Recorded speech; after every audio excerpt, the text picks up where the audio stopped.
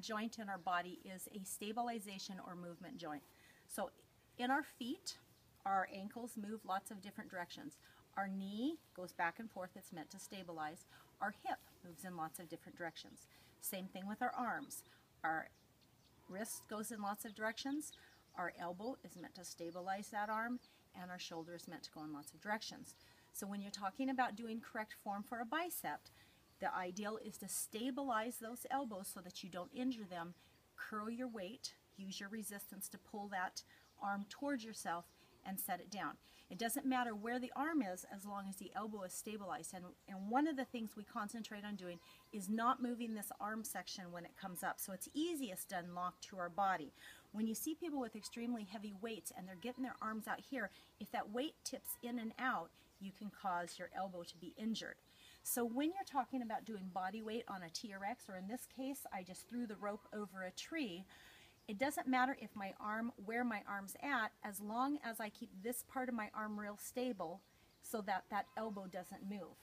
So when you're hanging on to, when you throw your rope over a tree, I'm going to bring those elbows out in front of me. Here's my 90-degree starting angle.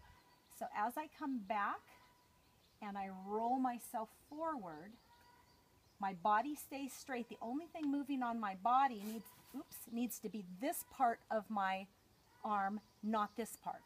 If I want to add resistance to that, I simply put myself at a greater angle, because the further I move away from that tree, the greater the angle, the more weight those biceps have to take. And so again, what I'm trying to do is stabilize this part and not use this part. So you pick the angle that works for your body.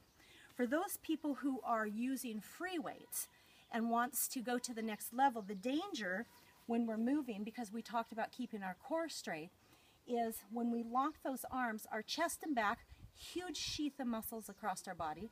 They can come up 5 to 10 pounds each set you do. Biceps are little muscles on the side of your body, biceps and triceps. So you usually only come up 1 to 5 pounds. So when you see a lot of guys in a gym, because the weights come up 5 pounds at a time, when they get to that one weight that they can handle and they try and go to a heavier weight, they will start rocking, and that causes a back injury.